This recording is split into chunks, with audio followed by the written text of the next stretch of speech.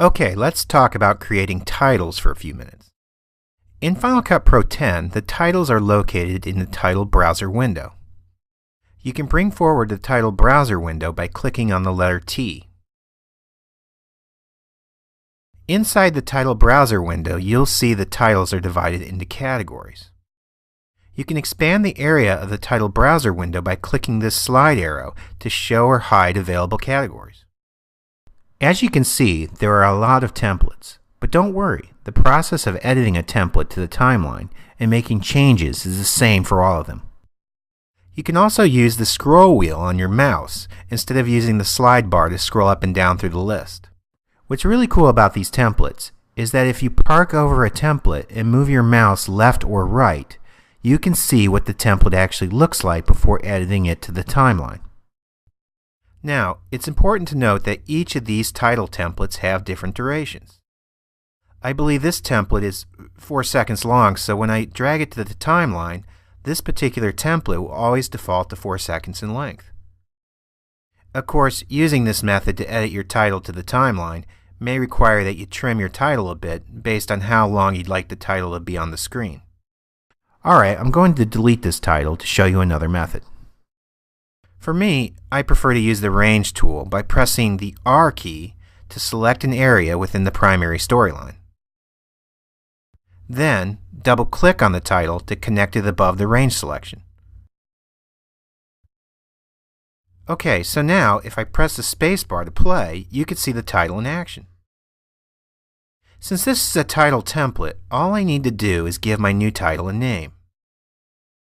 Go ahead and select the title and look for the inspector window.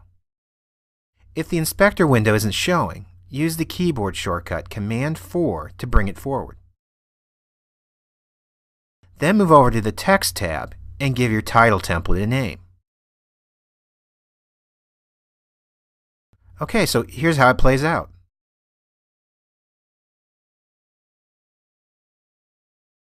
What's awesome about Final Cut Pro 10 is the title is now connected with the clip below it. So if I ever need to move my clip, the title will move with it.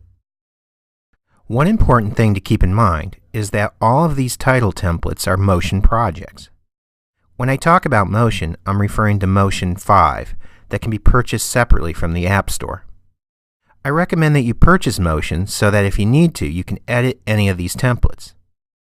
That's done by right-clicking on a template and choosing Open a Copy in Motion. Okay, now you can see the title template in Motion where you can make changes and save it as a new template. With all that being said, you don't necessarily need Motion 5 to create some cool looking titles.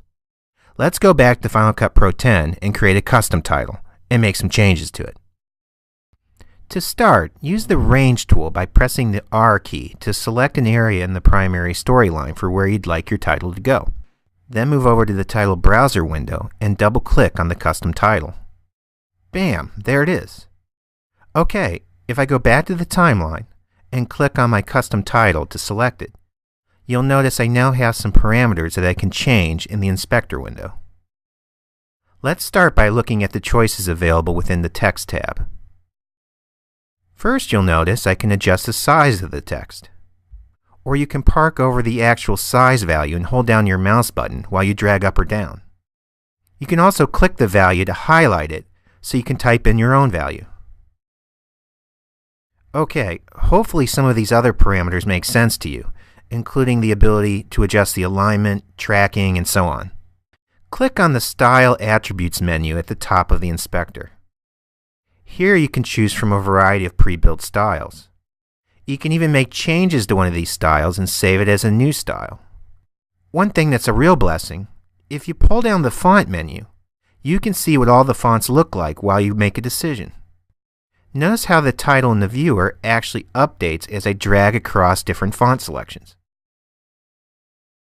Then I'll go ahead and give my title a name.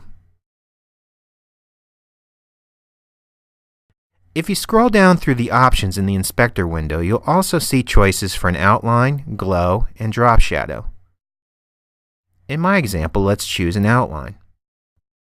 Click where it says Show to reveal the parameters for the outline. Go ahead and adjust the width. Notice the default color is red until you choose a new color. For an added effect, you can also adjust the blur of the width.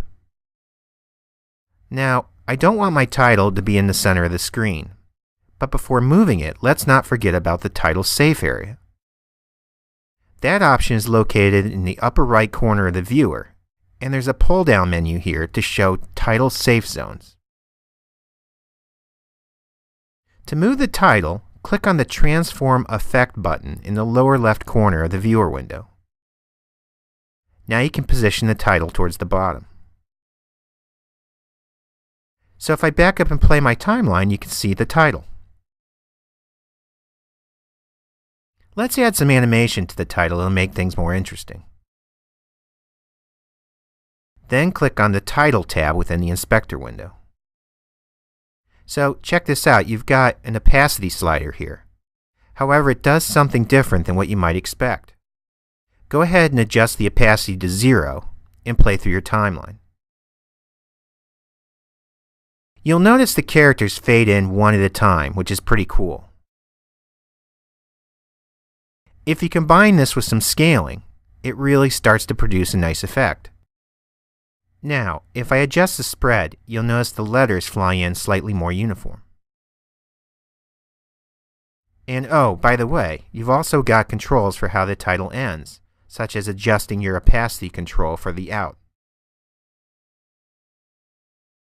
So there you go. With minimal effort, you've got a great looking title. It's that easy. Check it out.